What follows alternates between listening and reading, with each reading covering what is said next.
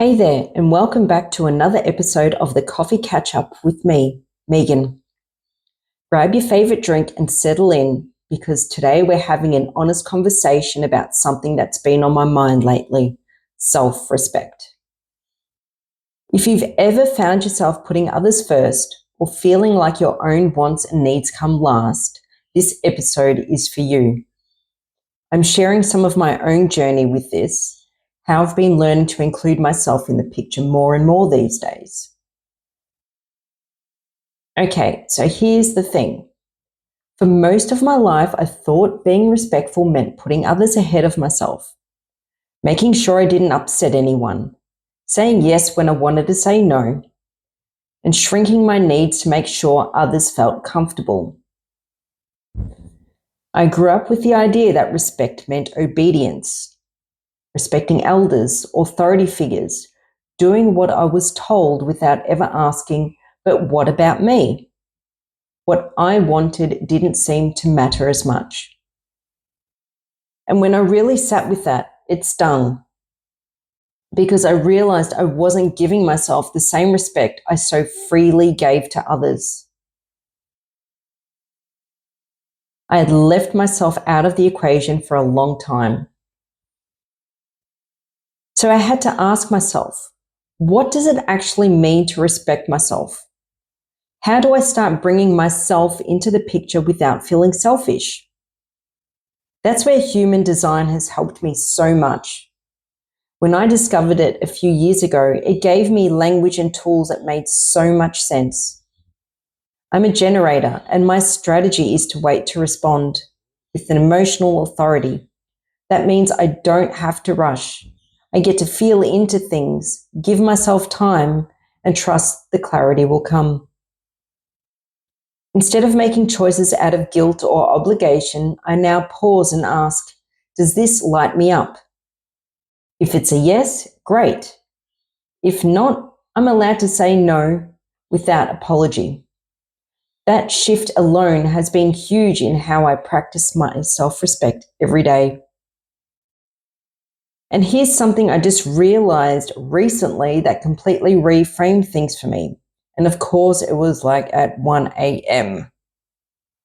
This discomfort I've been feeling, the way I've been judging myself for being too much or for seeing things differently now, that actually is a sign of self-respect.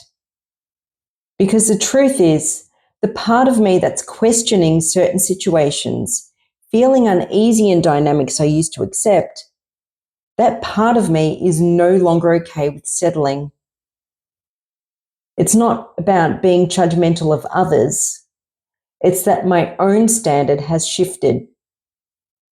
I'm no longer okay with leaving myself behind, putting myself last. It feels strange and unfamiliar, but it's growth. And that internal friction, it's showing me I'm no longer abandoning myself. And that realization has been a game changer. Self-respect isn't something you just flip a switch on. It's a daily practice. Some days I still find myself falling into old habits, people pleasing, saying yes when I mean no, avoiding conflict. But now I catch it, I notice it, and I choose again. That's what matters, the noticing, the awareness. Because every time we catch ourselves and course correct, we're building new patterns. We're coming back to ourselves. In real life, this practice shows up in the little things. Saying no even when I feel guilty, speaking my truth even when it's uncomfortable, resting without needing to earn it, choosing things that light me up.